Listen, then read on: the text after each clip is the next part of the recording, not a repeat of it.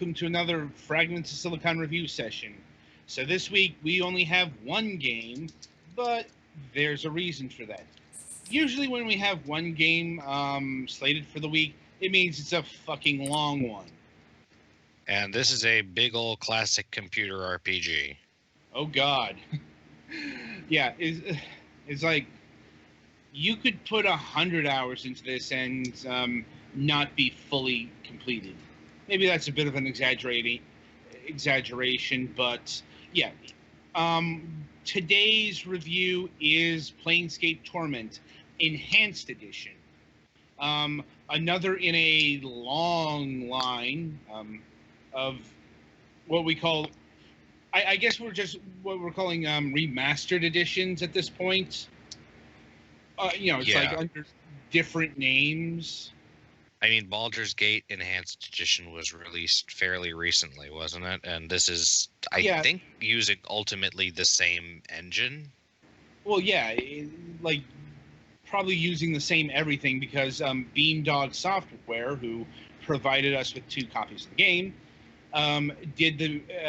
worked on this as well as, all of the old Infinity Engine games. It's just with Planescape Torment, this is more like Icewind Dale, where it really is just an enhanced edition, or it's been made to fall in line with modern systems. Yeah, the changes to this, there aren't any new characters or new expansions or anything. It's pretty strictly cosmetic and convenience changes. Yeah, like there's actually in the menu there's actually an option to put it back into the original version, and it outlines the basic changes that it is, and it mostly is stuff like they added outlines to the character model, to the character sprites, and the screen is a little bit zoomed out further so you can see more at once. Yeah, and the resolution is up. Yeah, one of the big ones is there are now fade transitions between areas. Like, it still throws me off because, well, I was so used to the old game where you just enter another area and it'll just plop you in. Like, it's a lot smoother, but it's a bit off-putting. But, so Planescape Torment here has not seen any new content, which was definitely making some people happy. Like the whole people who were mad about the content that was added to some of the other games. Yeah, it's like the whole Siege of Dragonspear kerfuffle. And the fact that changed stuff in the original, the original Baldur's Gate games. Some of it was more, I hesitate to use the word justified, but I'll be honest, that the reaction to the Siege of Dragonspear stuff was some of the most embarrassing shit from the slime holes of the gamer collective. Mm-hmm. It's like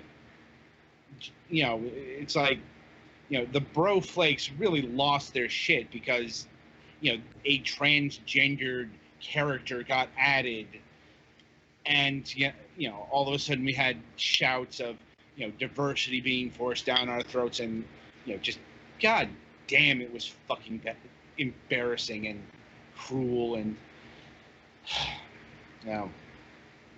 but that isn't this.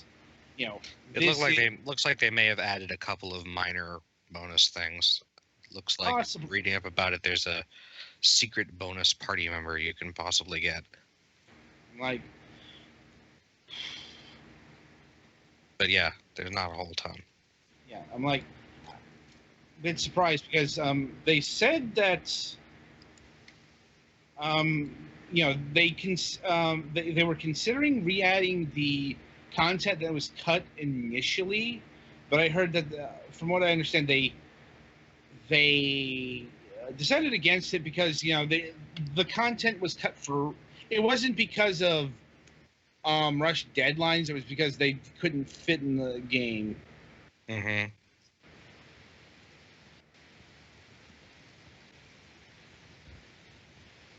Yeah, I'm like, yeah, Wilson the Bear. That would be new because Apparently, I mean, this is just stuff I've no, run it's like into when I'm looking stuff up about the game. yeah, but Because I like I said, unfortunately did not have a ton of computer time to play, so I barely made it past the tutorial area. yeah. See, I can cover this game reasonably well because I've played it like 3, 4 times now. Hmm. Like I've beaten it once. And that was about 5 years ago. But terribly long ago. But like anyway, Planescape Torment is um, it, it's a CRPG, emphasis Yep. on the C. Now this is very much a game that was made for computers. Yeah. Um, Not although C for console, because I think I've seen that. no, well, back in the okay, so back in the day, designations used to be different. Like Yep. when people talked about RPGs, they were talking about uh, like Actual pen Final. and paper RPGs. Actually, it was they were probably more referring to Final Fantasy or Dragon Quest or any of the popular console RPGs because they were played by a lot more people than the computer RPGs Uh, on the whole. Yeah. And there were so many of them. Uh, and then it's also that computer RPGs were kind of in a bad sorts in the early '90s. mhm. It's like, uh, and then the classics started arriving. Your Fallouts and your Infinity Engine games and so on and so forth, and really revitalized the genre. And Planescape Torment is probably the most interesting of the Infinity Engine. Um, there's 5 of them. There's 2 Baldur's Gate games. There's the 2 Icewind Dale games. There was only one Planescape Torment game. Which sort of makes sense when you But consider. yeah. But here's the thing: there are now 2 Torment games. It's like Oh. I don't know how it works because I haven't played it or done any look. I haven't done any research into Torment: The Tides of Numenera. However you pronounce that. Like, it's apparently connected to Planescape Torment, but I'm like, I'm not sure how this can be an IP since, well, Numenera is a completely different setting, a completely rule. It's a completely different company rule set and what have you.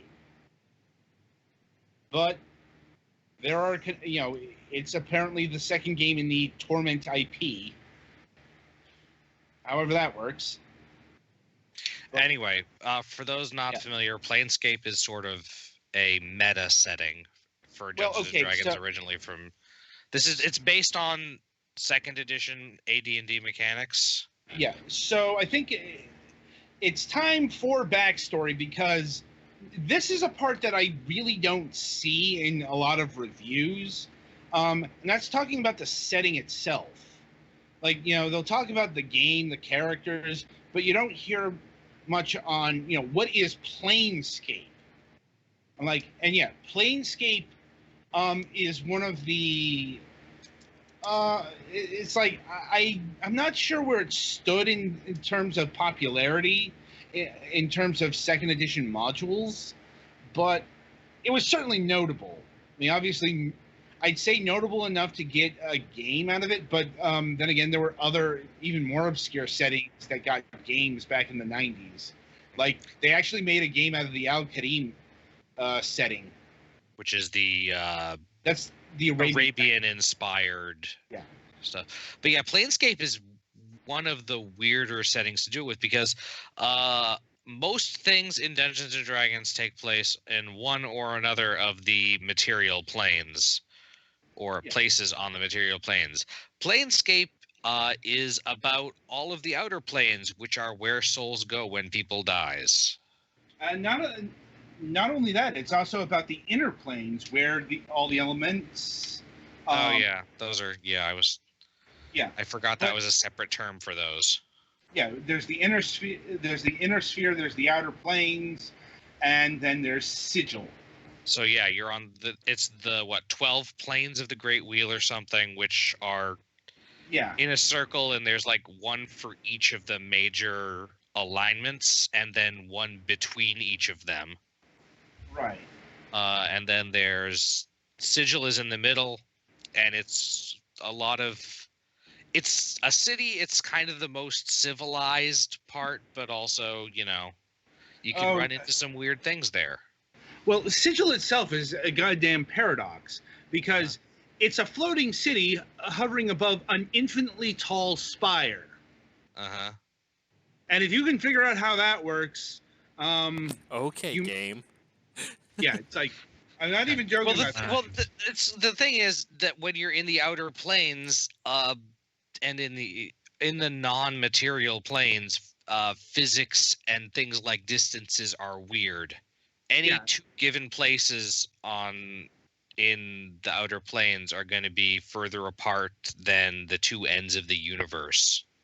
Yeah, and Sigil is basically the grand way station of the multiverse. It's like this is where you go to get anywhere and everywhere. The city has many names, but one of the most prominent is the City of Doors. And because it has portals to like every other plane. Right. It's like, and portals can be like literally anything, and portals are operated on the property of having a key. And what those keys are, it can also be everything and anything. It can be a tune. So if you're holding on to a certain sword while you lean on a certain barrel, right, you will be able to enter a portal. Right. And yes, this does come up in the game. Like there are secret portals that will only open up if you have a certain item. Now, like there's one fairly early in the game where if you're holding a cranium rat tail, it'll open up to an optional little area. Because it's always the rat tails.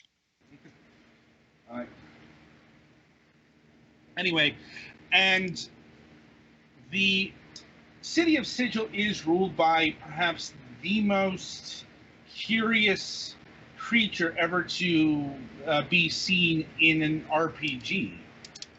The Lady of Pain. The Lady of Pain is infinitely merciful and infinitely cruel. If you run into her, you are probably already having a really bad day. Yeah. So the Lady of Pain is fairly unique in terms of, just RPG creatures because she doesn't have stats. Yeah. In Dungeons and Dragons, they gave stats to all the gods, which then kind of ran into the problem of if you give a creature stats, then the players will come up with a way to kill it. Yeah, if you stat it, they will try to stab it. Yeah, I play Pathfinder, and they have learned this lesson, and true deities in Pathfinder do not have stats, but the Lady of Pain is like that even in Dungeons and Dragons, where Loki and Pelor and whatever do have stats and can be killed. But the Lady of Pain does not, because she is just that powerful. Yeah. I mean, in universe, as it were, she is so powerful, she can keep the gods out. She can keep any and all gods out, which is generally considered to be fairly unusual even for, the planes. Uh-huh. Now, yeah. You don't mess with the Lady of Pain. And that's the story of that. Her existence is the main reason why Sigil is a place that everyone, more or less, all different things on the planes feel free to travel through, as long as they obey the rules. Right. And those who don't obey will learn, or they will die. Yeah. Die more. Well, die the great lucky, death. Yeah. It's kind of like if you're lucky, you'll die. Mm-hmm. You know, because generally considered to be the worst punishment is being mazed. Oh yeah, that's a maze is kind of a nasty spell. Yeah. So for especially egregious offenders, the Lady of Pain will take a pocket of sigil and section it off and turn it into a maze. Oh, that doesn't sound pleasant. Yeah. I mean, I suppose she has a kernel of mercy because there is an exit. Like, you can get out. It's just, it's going to be very difficult. And hopefully by then you will have learned your lesson. Yes. Worth noting, the Nameless One, that is your character. A bit more him next You, in fact, do not get to name the character. He has amnesia, but that's not the only reason why he's nameless, I don't think. Yeah. Anyway, getting back, the Nameless One is one of the few people who have ever escaped a maze. And in fact, the Nameless One's maze is a hidden dungeon in the game. Like, probably one of the easier to access because, well, you just have to piss off the lady. Mm-hmm. You know. So you can do that, like in a number of ways. It's not recommended early on. Like, you know, easiest way is to treat her as a god. I'll just say, for try to avoid spoilers in that, for those who want to figure it out. But yeah, one of the most curious aspects of the Lady of Pain is, even though she has more power than the gods, she doesn't like being treated as a god. Just treat her as the mayor or the lady.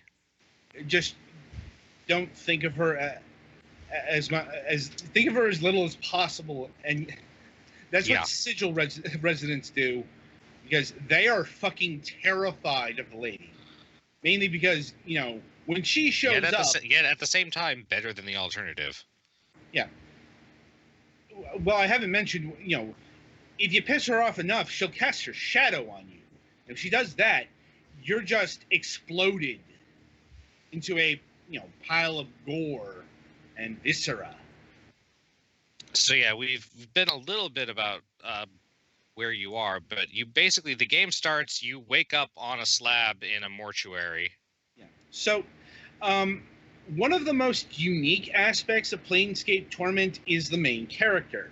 And yes, you're actually playing a character in this. Probably one of the noteworthy hallmarks of, Western RPGs is, you don't, your character is whatever you want it to be, usually. You get to determine, the age, the sex, the the clothing, the everything of an avatar, if you will. That is not this per se. In fact, it's an interesting experiment in fusion because your character has complete amnesia, so you're in full control of what you do from the beginning of the game on. But you definitely have a past history that is set. Right. And part of the goal of the game is to find out about that. To put it in simple terms, the Nameless One, the current incarnation, can be defined by the player, but previous incarnations have already been written. Mm-hmm. I don't think I've seen this in any other game, because, probably not the intention, but it really does feel like a fusion of JRPG storytelling with CRPG game design. Because now, obviously, this has changed more and more as, in like modern RPGs, like Mass Effect, Shepard was much more of a character. Even though you could determine like gender and such, femshep, maleshep, what have you. But you saw this process. This process kind of really originated here, because I really can't think of a game beforehand that from the computer RPG model at least, that had you playing a character with a backstory that wasn't fairly simplistic. Like even Baldur's Gate, like there was a backstory, but and I won't say what that is. It played a role, but it's not like this, because Planescape Torment's entire point is the Nameless One's backstory. There's no greater conflict here. There's no, the world is in danger, the multiverse is in peril, you've got to save the day. There's not any grand stakes. So if you're looking for that, this isn't that game. This is a literal personal journey. Yeah, you're not trying to save the world. You're trying to learn about yourself and figure out what you want to be doing.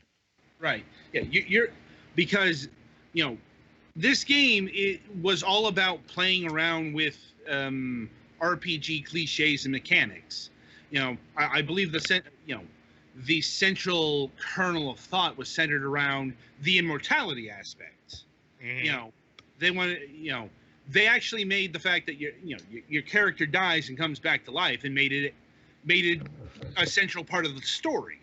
Of course, this being Planescape, almost everyone has been dead at some point, because this is part of the afterlife is part of Planescape in the Outer Planes. So perhaps that comes up. But your character is more immortal than usual. Yeah, here's the thing. He's considered a true immortal, which is actually very rare. Yeah, to borrow a phrase, he doesn't die even if you kill him. Yeah, and his body will regenerate. He's basically a very ugly version of Wolverine. And this does fit into game mechanics, unlike most characters. Well, unless you have a Constitution score of over 21 or something. Your character has regenerating health in this. Yes, and also he can remove body parts, and he can pop in body parts, and they will regenerate. And yes, this isn't necessary. You can swap out your eye for a more powerful one. Yes, you can, or you can swap out an eye for a previous eye and get back a memory. You can do both. Like you can have a lady crack open your intestines and get a ring. It's like, Yeah, your character's been through some shit. Yeah, and that's evident from the beginning. I mean, not just from when you wake up, your navigator character sort of in this game is a flying skull called Morte. All of the main characters are pretty fully acted and they have a lot of character. But yeah, the first thing he does is he tells you is that, wow, you got something written on your back there in like scars, and it's not just like a couple of words; it's like a couple of paragraphs. Oh, it's a set of directions. I'm like, and you can find a second set of directions that will show you even more. But now, and anyway, so the goal of the game is to figure out who you are. And, why can't... Yeah, in your messages, check your journal to go find this guy, and you don't remember the guy, and your journal is gone. Yeah.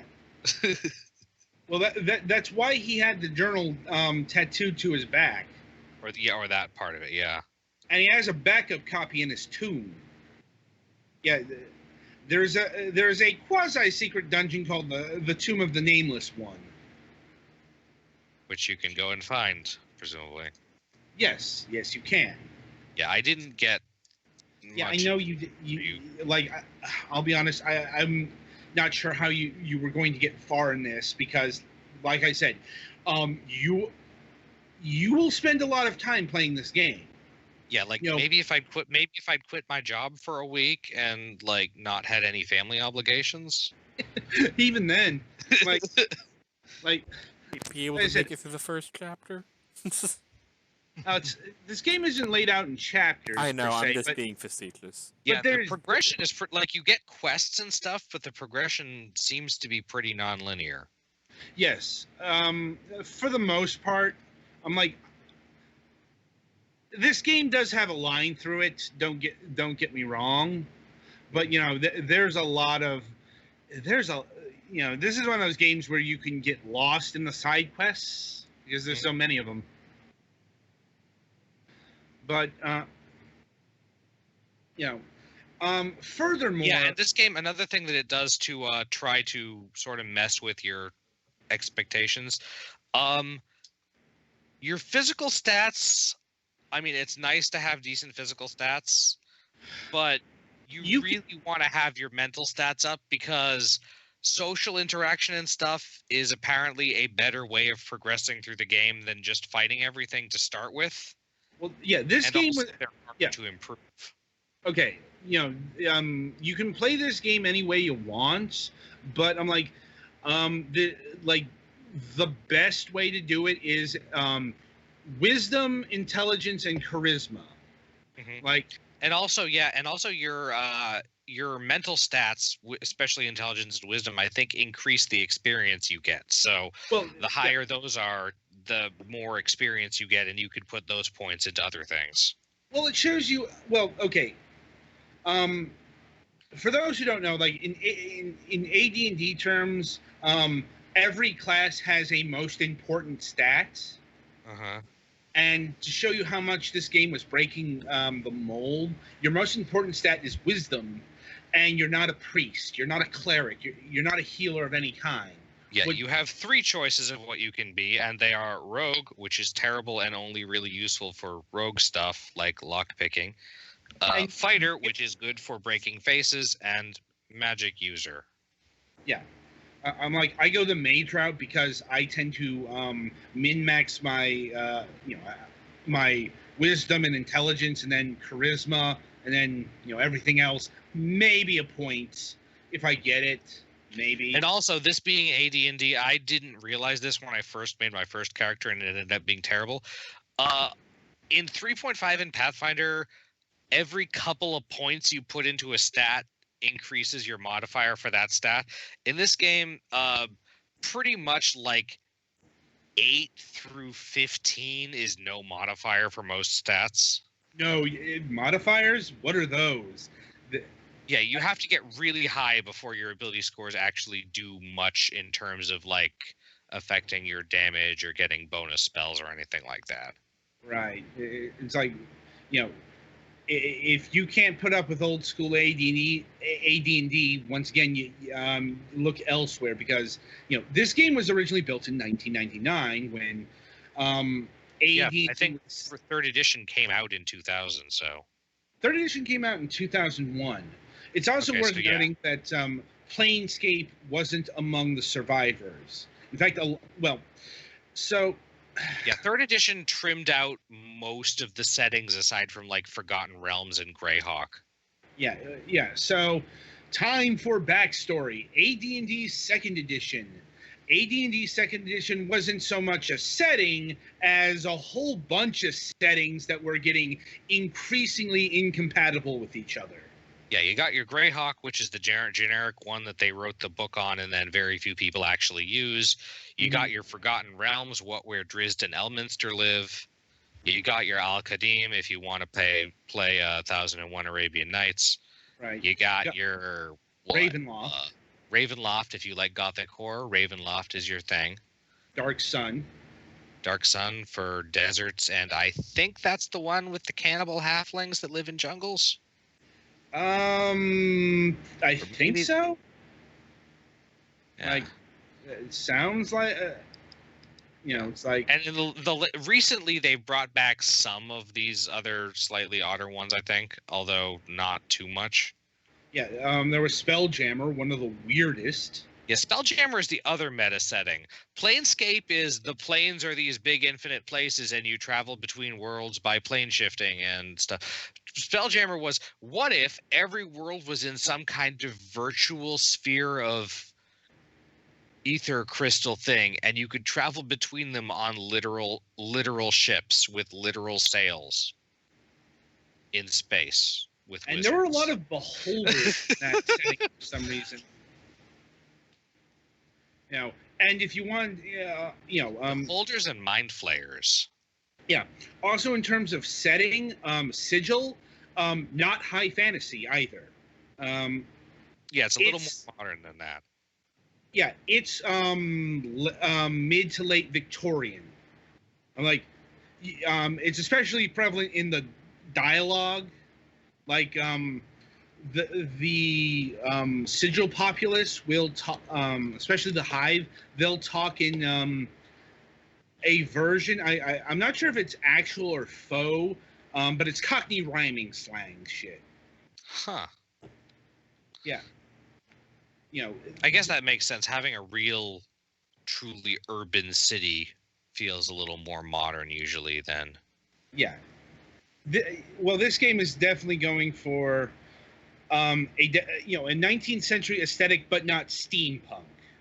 Right. You know, in fact, I think steampunk was a thing in the 90s, but it wasn't like it is now. No. Anyway, the point of order is there were a lot of these settings back in second edition, and they didn't really play nice with each other. In fact, to some extent, Planescape and Spelljammer were attempts to explain why a character with a bunch of Ravenloft stuff ended up in Al-Qadim or whatever, if you were playing that. Yeah. I think you might mean Dragonlance to Ravenloft, because... Oh, yeah, that's a big one. Dragonlance is also extremely incompatible because of different religious setups. Yeah, I'm like... Yeah, Dragonlance is the one with the stupid robes, as I like to call it. Like...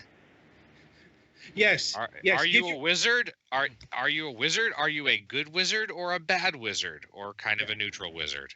Yes. The wizards literally wear the robes of their alignment. The white. You've got white robes, red robes, and black robes. If you ever wonder where Final Fantasy stole that shit from, right there.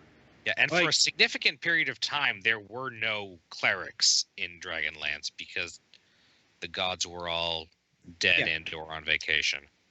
Yeah, and for some reason you could only go up to level 20, and then you got teleported away by the gods.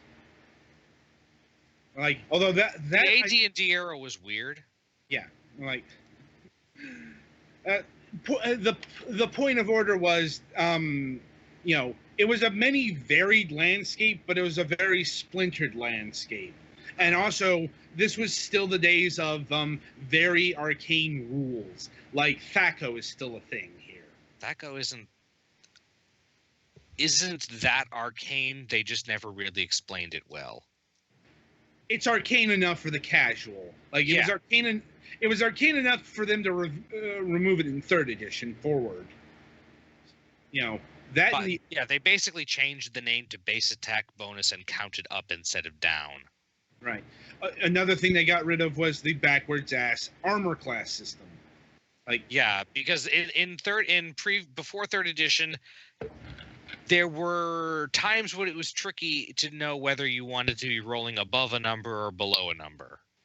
Yeah.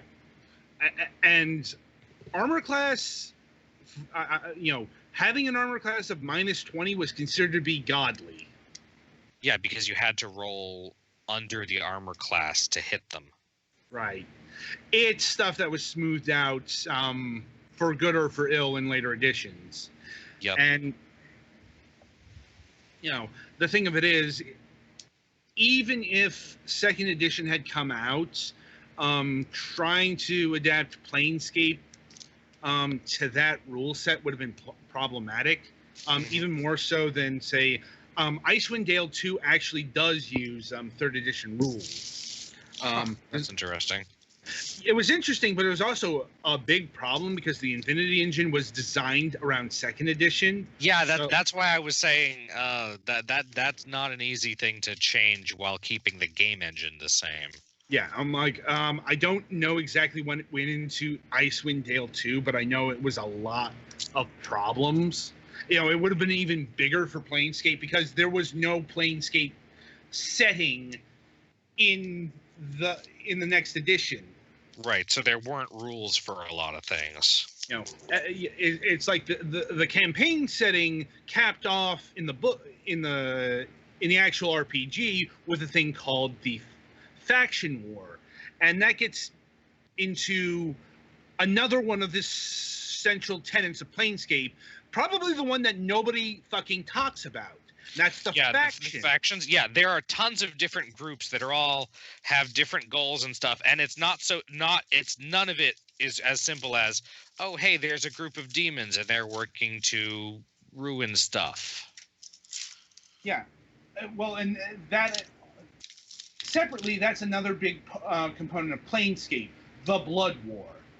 Right, but also there are factions where, oh hey, this faction is lawful and about lore and stuff, and oh hey, look, there's an angel working for this faction, and also there's a devil working for this faction.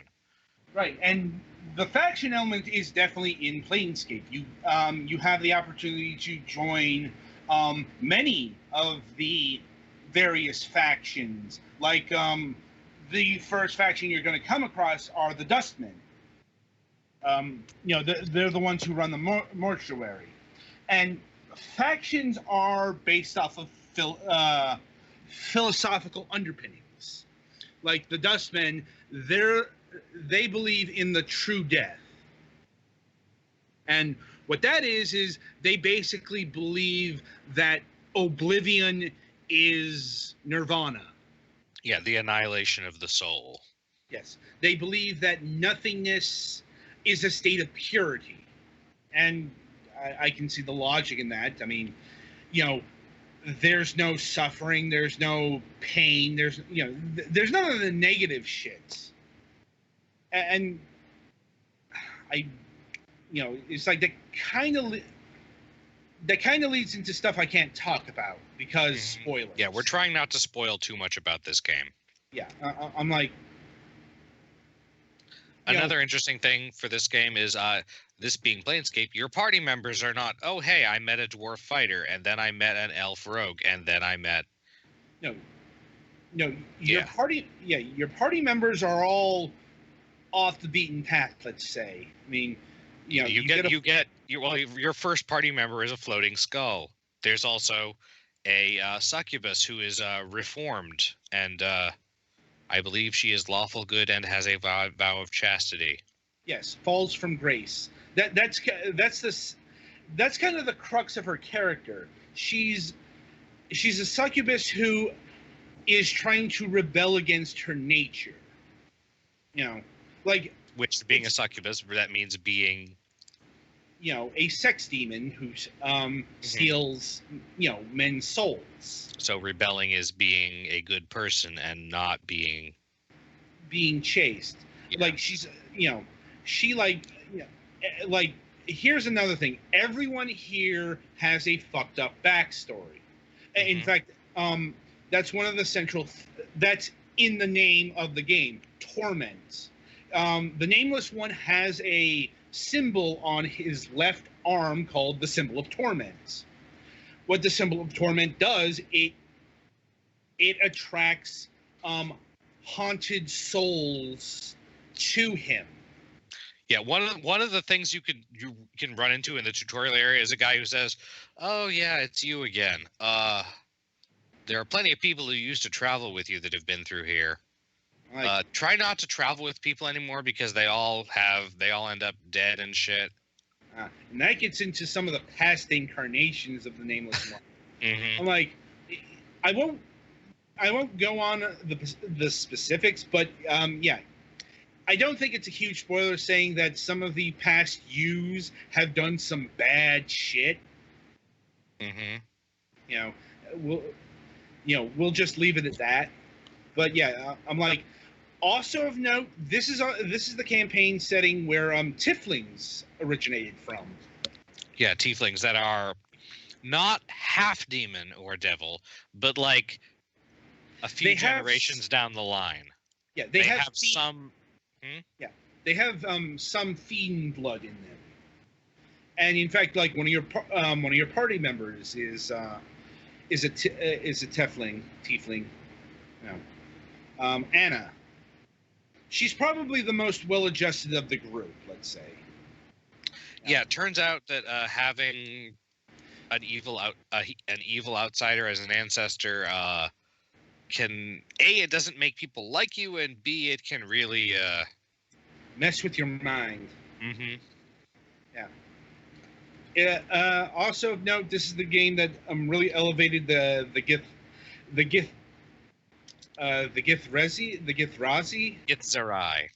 Githzerai with Dakon.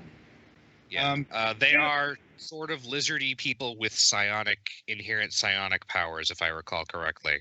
They kind of like this game kind of turned them into the Klingons.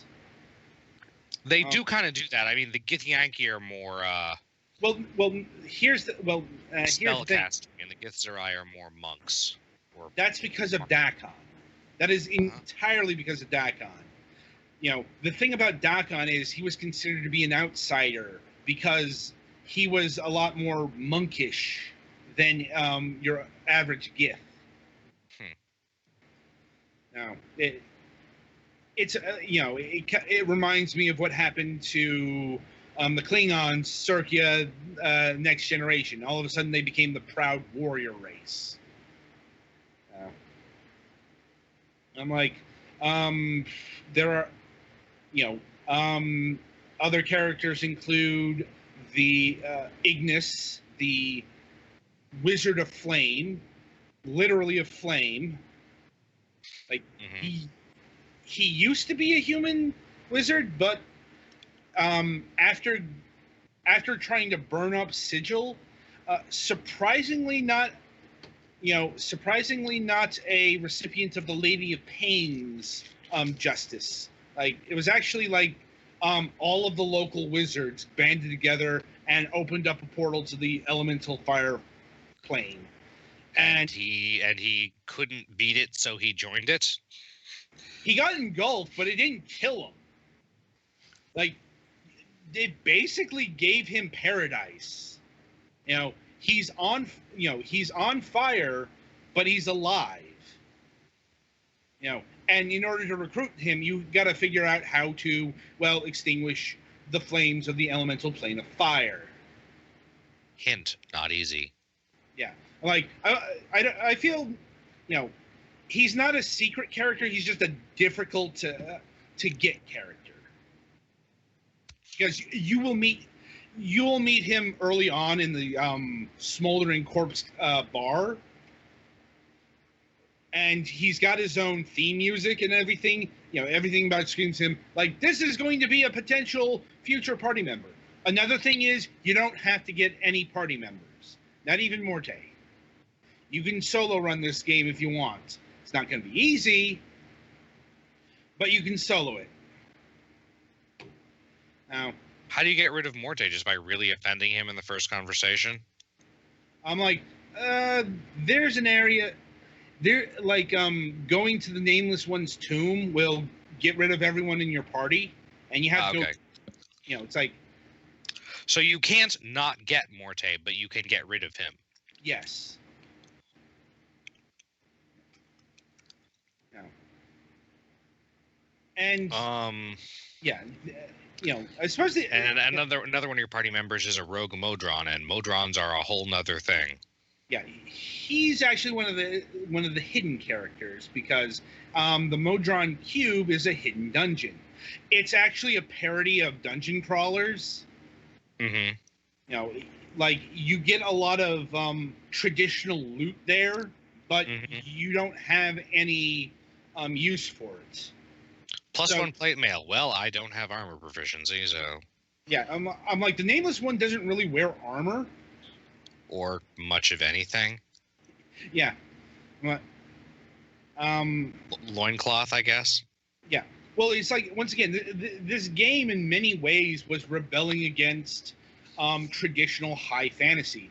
For example, there are only 3 swords in the game. Now, one of which is the shifting blade of Dakon. And like another one is like the best. It's the best weapon in the game, but it's really hard to get because of alignment. So here's the thing about alignment: you can be any alignment, but holding to certain alignments is harder than others. It's really hard to be lawful good in this game. Because evil is easy. Yes. Well, not so much even evil. Being chaotic is a lot easier. Because go figure, being lawful means you have to like follow rules and stuff. Yeah. So that kind of and also being virtuous and shit. And that gets to like the dialogue trees. Like, if you like dialogue trees, this is the game for you. Because yeah, this game has a lot of text, has a lot of reading. And these are dialogue trees that are really deep sometimes, and the branches are not all marked. Right. But I won't so say it doesn't like when you've already heard a thing, it doesn't keep you from, it doesn't let you know you've already seen that when you would ask about it again. But on that note, they're also not overwritten like some people would attest. If they want to see what overwritten looks like, apparently Torment, the Tides of Numenera fits that mold. Yeah, they're mostly pretty to the point. Yeah, it's like it's really interesting because the game realizes that there are graphics here. The graphics are good. The art is good enough to get the overriding area, but like the individual zombies, for example, they'll all have different in the mortuary. They'll all have different descriptions because the graphics engine wasn't that advanced. No, but it also isn't going to have a paragraph dedicated to saying how the flesh of the zombie is gray. I think we've all had that particular role-playing person at one point or another. The person who has written 8 pages of text just to move. Mm-hmm. Yeah. Oh, but yeah. Right. Shit, I kind of lost my train of thought here. All right. The writing. Yeah. So this game has really been praised for its writing, up to the point where it's been called an interactive novel. Like, it's a bit more than an interactive novel, guys. I mean, we're people who actually review those, and I'm like, there's a lot more gameplay than just text. Yeah, although that is the most important, and honestly, it feels more interactive than combat often does. Right. So the big criticism of Planescape Torment is its combat, and that's true to an extent. I think it gets exaggerated. The combat is functional most of the time. Also, you really don't have to engage in combat if you don't want to. I suppose that's kind of the complaint there. Mm-hmm. But, in general, the greater rewards are for puzzling it out and being smart rather than bashing through and brute force. Also, probably probably the biggest problem when it comes to alignment is getting into random battles. Like going through the hive, you're gonna be like just fucking beset by random thugs that respawn, and that can affect your alignments as well, even though they attack first. Granted, it's usually worth running away from because they don't provide any challenge. Mm-hmm. But it's something to be aware of if you're worried about alignment. Because there are very high rewards for playing a lawful good character, but to that I do wish you luck because I've never been able to do it. Like, I always end up chaotic neutral. Now, uh, yeah. Anyway, tying it back to the fucking dialogue trees, the responses you give will affect your alignments because you have your good response, you have your evil response, you have your chaotic response, you have your lawful response. If something is a lie, that's going to increase your chaos. If you do a vow or truth, that is law. That's lawful good. Now, if you issue threats, that's going to be chaotic and evil. So that's how that works. Anyway, so getting back to the main story, you might be wondering, so what's the big deal about the immortality? And why is it such a burden? So it's not an actual clock. In fact, how the game actually handles the immortality is kind of a bit of ludonarrative dissonance. Yeah, there are those words again. Even though they played around with the game mechanics. So here's how it worked previous to it got into the game. Every time the Nameless One died, he lost his memories. When the game starts, he'll die, he'll revive, but he still has his memories. And they really didn't have a good way of explaining that away. Now, it's just kind of I think the best they did was fortune teller just mentioning it just kind of goes away.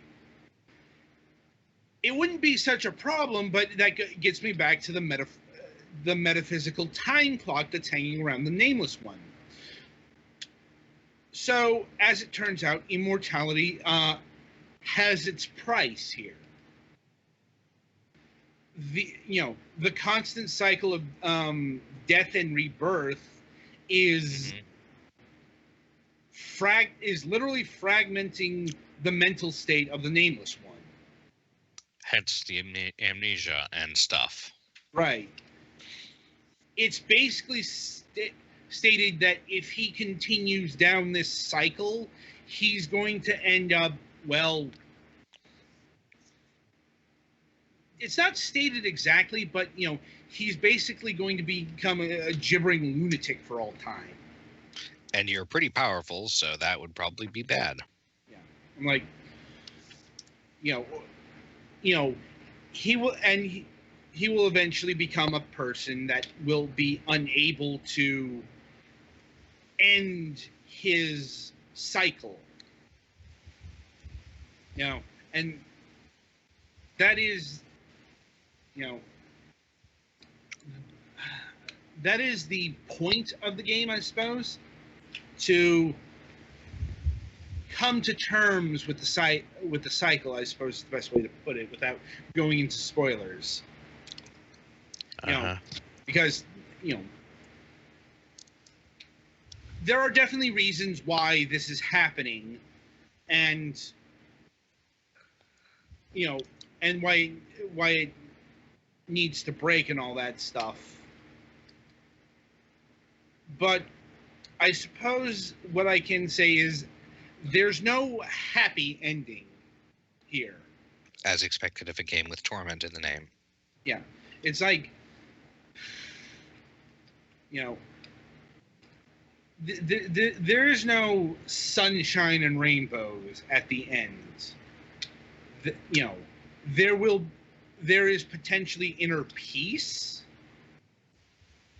but it's not something I would say is a good end. And that's all I'll say about the ending there. Anyway, as far as the combat goes, it's functional.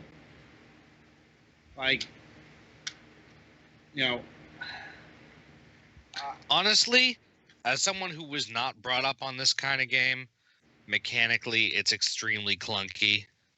Oh yeah.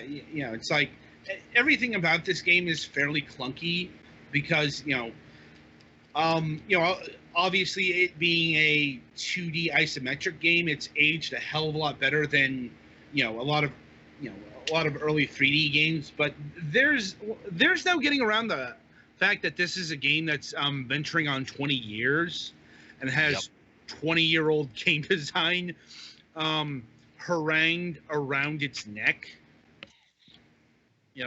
No amount. I mean, I can play it no problem, but I'm used to this. Yeah, I had some trouble figuring out what could be interacted with and what you just had to click on and get a short description of and stuff like that. Yeah, it's like I knew, not just from previous... And like when you're standing over something, you have to go into a menu to search it. Right. Although there is the quick loot bar now, so that's good, I guess. But yes, well, it is a game you can completely run by mouse. Mm-hmm. And this is kind of important because really, I couldn't figure out how to move the screen with the mouse. You just drag and move. Okay. Yeah. Whenever I did that, it seemed like it would do the thing where it makes a square to select multiple things. Anyway, so that gets into the other big thing about this enhanced edition, and that's this game is also available for tablets now, but as is the standard for all the enhanced edition games, like Baldur's Gate, Icewind Dale. They've all got tablet versions, and this is no exception. I'll be honest, I don't know how it plays on a tablet because I have no desire to play this on a tablet. Like, I'd imagine it controls fairly well, since I can control it with completely with a mouse. That will translate well, to a tablet, with the touch controls. The problem is, well, you're probably gonna have a lot of screen covering. It's like you're probably going to have to click, directly on an icon. It's not as bad as, say, a classic platformer where you have to have your thumbs on the screen at all times. But it's worth noting. Like I said, and I'll grant you, this is my summation because I really don't have the desire to play, CRPGs on a tablet or a phone. But I suppose it's worth noting that, the game costs $10 less on a tablet. Just because of I think that might just be because of mobile pricing, but that's on the Beamdog. I'm on the Beamdog website here, and all the the App Store and the Google Play have it for $10, and all the computer versions are $20. I guess that's the gulf between mobile and PC. Although it's worth noting, you won't be able to mod your mobile version. Yeah, and we have had people outright say that expensive things literally will not sell at all on mobile. Right. It's also worth noting that, speaking of modding, buying Planescape Torment Enhanced Edition is basically the equivalent of buying a modded version of the original game, because it updates it all for modern systems. It's compatible with the latest, with Windows 10. It has resolutions up to 4K monitors, believe it or not, and so on and so forth. Those are things that you don't have to add in. Yeah, so it won't have like fan mods and stuff, but it'll have all the basic compatibility and some of the basic user friendliness mods. Yeah, that being said, I believe the fan mods are or in the process of being updated for the new version, because that's just kind of how PC gaming works. Now, as I said, there's so much more I could talk about, but I think we're really getting into the point where any more deep discussion would be going into spoiler territory. Mm-hmm. Plus, or tangents because of Dungeons and Dragons stuff, because yeah, it's a pretty wide topic. Yeah. So, finally, I do want to mention about stability. So, I actually had a bit of a problem here. During my playthrough of the game, it crashed several times due to the same reason, but not in the same place. So, this game actually autosaves, which is actually pretty amazing for a game from 1999. Yeah, this isn't an added feature. It apparently did this originally too. Although you could then and still can manually save also. Yeah, I use both. Like, it depends on if I manually save, but it's like I maintain the manual save in case something happened with the autosave. Maintaining multiple saves is just something you learn to do if you grew up back in the day. Mm-hmm. Anyway, the point of order, I think it might be a problem with the cloud save feature because yes, this being Steam, it has that. Yes, it has cloud saves now. So if you have it on multiple computers, you could pull your save from one into your other computer. Yes. So that's another thing. It's a fairly typical addition. I mean, this game also has all the Steam accoutrements if you want them. Like, it's got the Steam achievements. It's got the Steam cards. It's been completely modernized as much as it could be. I'm like, there were some points where it couldn't, namely the cutscenes. The cutscenes are still in their original everything. Because mentioned it before, but when you use pre-rendered assets, they're locked into that resolution. Also, another reason they couldn't really do more bonus content, well, I suppose they could, but the principal villain of the game was voiced by Tony J. You don't know who that is. He did a lot of villain voices in the 90s. Is he the one who was Scar in The Lion King, or was that someone else? That was Jeremy Irons. Jeremy, right. Yeah, Sorry. you're thinking of Frollo from Yes. Notre Dame. Yeah. Yeah. Sorry, I'm not great with names. Fair enough, but like I said, he gave voice to the principal villain, we'll call him, and he died in like 2007. So 2006, August 13th. Close enough. Yeah, he died in the mid 2000s. So yeah, that was couldn't add any dialogue to him. Yeah. Unless like he wanted to cut it from his other appearances. It's like trying to use past footage of Aku and Samurai Jack. It's not gonna work. Yeah. Unless you can think of reasons for the main villain of this game to be saying the same things as Frollo or Megabyte from Reboot, or I wouldn't mind that. Yeah, Tony J is one of those voices, when you know who it is, you know who it is. Very distinctive. Like, right up there with, fellow, Tim Curry. Yeah. Are we all thinking of the Mighty Ducks cartoon now? I'm actually thinking of Mighty Max.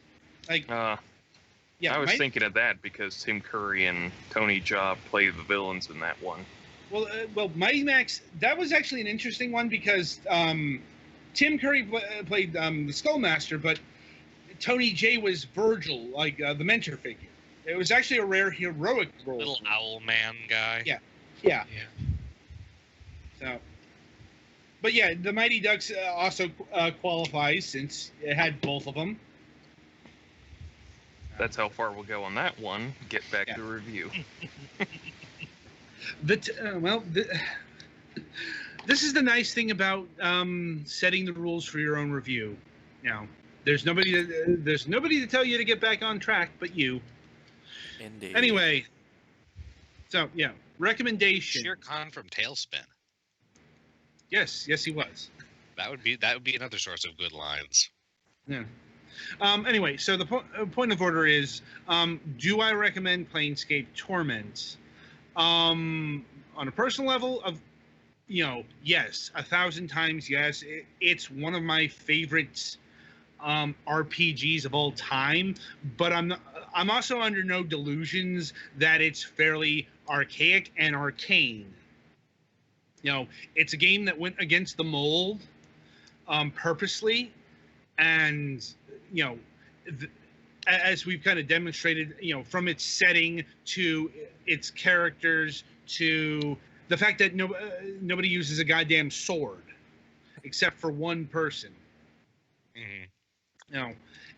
It was all about being different. So it definitely sticks out, but it wasn't particularly concerned if you got it or not. Yeah.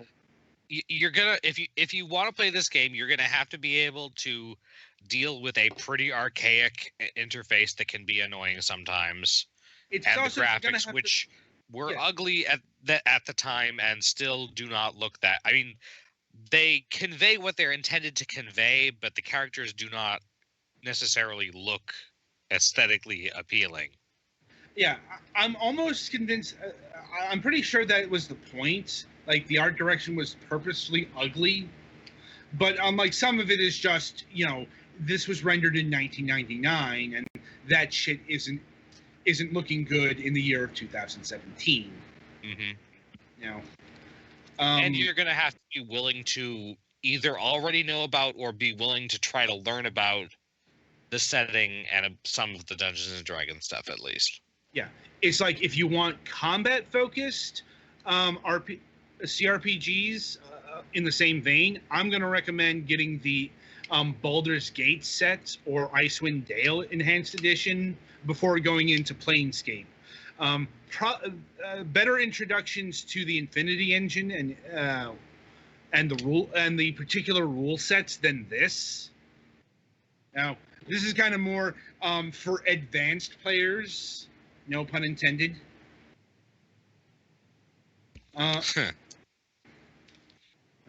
It's like that one might be lost because it's no longer Advanced Dungeons and Dragons; it's just Dungeons and Dragons. Well, that's a whole other thing about why is it Advanced Dungeons and Dragons? Because there was a basic Dungeons and Dragons, but we're not going to get into that right now. Yeah, I'm like, this review is long enough as it is. Mm-hmm. And we're a crew that went on for an hour. Oh hey. Hey, one of my friends showed up. Cool. Yeah. Sorry, I haven't been monitoring the chat very closely. Same. Well, you've kind of been helping me with the review. Yeah, trying to. Yeah. Well, yeah, you're doing well enough. You're especially helpful for the Dungeons and Dragon bits. Mm-hmm. No, that's why I gave this to you rather than Petty Fan. Yeah.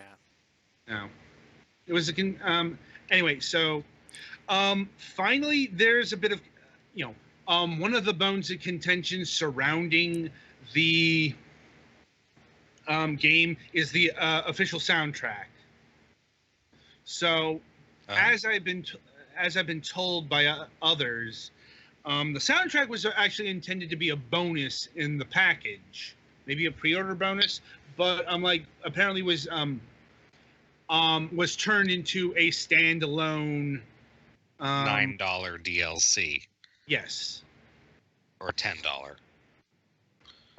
And I suppose that gets into the music of Planescape.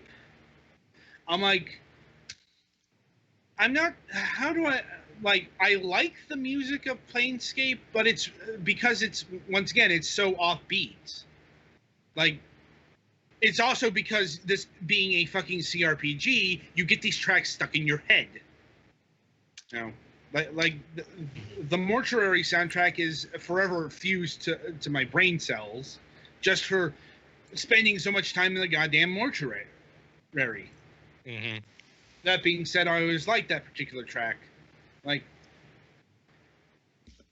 it's, you know, I'm like, personally, I honestly don't know where to side on this, because, you know, it not being a bonus kind of feels bad. And I'm like, personally, the music, I like it well enough, but I hear it enough in the game where I definitely get my satisfaction. For the most part, like, I don't know if it's much that you would normally listen to outside of the context of playing the game. Yeah, I suppose you have to be a fan of the soundtrack. In which case, I guess that's why you would feel mad about the situation. Mm-hmm. But I'm like, I will say another thing I did notice was the improved sound design. Oh. Well, it's like one thing I really noted was crowd noise that I didn't before. Like I heard individual sayings that I didn't hear before. Outside the Smoldering Corpse bar, you have somebody barking about the wonders of the place, and you hear chatter in the marketplace and all that stuff. It's stuff I didn't notice before. Like distinct voices and shit. So that makes sense. Granted, it's been an age and a half since I last played this, but I know the sound and the music has been remastered as well. So I'm thinking that was a function of the sound design. Now, as far as picking up the soundtrack, yeah, I'm gonna have to say that depends on the individual. Yeah, and the game itself is $20. The soundtrack is another $10. Yeah. I don't know what the discount on the bundle is. Like, let me check. Looks like a 10% discount, so that'd be about standard. But there's another price to compare this to, and that'd be the GOG version, which is the original version. The kind that the one that you'd need to mod to get to work like this one does. Right. That is, if it's still on the GOG website. I don't know if because of the upgrade that vanished. Yeah. Let me 1 second here, because I originally bought this. Last time I played it was my GOG version. This is back when I still played GOG games. It doesn't look. It looks like. Yeah, it doesn't look like the original version's available anymore. Huh. Yeah, I'm like, huh. Which is interesting because that version was $10 less. I bought that for $10.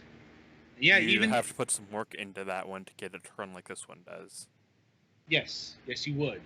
Not impossible. People have certainly done that. With the ultra widescreen mod, I believe it was called. It's kind of like Doom, where you have to run it through the Doomsday engine to run on modern hardware, but it can be done. Right. And and this basically takes all that work out of the mix. It's like, further work can be done, but yeah, I'm like, $20 for Planescape Torment. In terms of value proposition, certainly. Yeah, this is a game that you're going to get a lot of play out of if you enjoy it. Yeah, it's like, even $10 more than the original version on GOG, it's still not having to put all the time and energy into applying those mods to make sure it's modern is worth it, in my estimation. I'm not sure if you like your original version upgrades to Enhanced Edition or not, but because I think I've forgotten my GOG password when I think about it, and I don't feel like resetting it right now. So yeah. Overall, if you can deal with the age and the quirks of the game, it's a most rewarding experience. It's considered to be a legend among CRPGs for a reason. Mm-hmm. It's just that reason has never clicked with everyone. It sacrificed accessibility for its own identity. And that almost feels like meta commentary. And it might, thinking about it in this game, that might have been one of the points. Like, all right, so that'll about do it for this very long review of Planescape Torment. Geez, how long have we been going? A little over an hour. I told you I could talk about this game for a while. Mm-hmm. All right. And this is why we didn't have 2 reviews this week. Anyway, so coming up on the week ahead, there's no Tuesday interview. Even if there were, I have a thing to do during the day. So, nothing happening there. Let's see. We are slated to have an episode of MSP, though, it's always a bit of knock on wood these days. Mm-hmm. And this week, I believe we should be debuting our new cast member, Sobi. We just, as previously mentioned, we were in the process of hiring somebody new for that show. And, she's passed the tests, basically, and I want to say this week is going to be her first go-around here. Yeah, I think we're at least trying her out. Yeah. I'm like... see how she runs during a show, so... Yeah. Currently, we have no plans to add her to the Fragments of Silicon cast. She's not into video games that much, so she wouldn't have too much to add. Yeah. Anyway, as far as the Wednesday show goes on Fragments side, we're going to be welcoming John Pickett of Manga Gamer once again. Mm-hmm. We're primarily going to be focusing on a visual novel called The Shadows of Pygmalion. Haven't had time to start it yet for obvious reasons. Mm-hmm. And indeed, Shadows of Pygmalion is scheduled to be one of our 2 reviews next week. The other is a shooter called Swarm Universe. Admittedly, I haven't done a lot of research, again, because, huge-ass CRPG. Mm-hmm. But it was a game I was, if I had to have 2 reviews, this is a game I would have paired up, because it's a very small game. That I do know. Okay, so that shouldn't be too hard to play some of. No, at least I think. I mean, it's I think it's a Space Invaders styled shooter. Gonna have to do some more research into that one. Anyway, so that's what's going on in the week ahead. And until Wednesday, I wish you good gaming.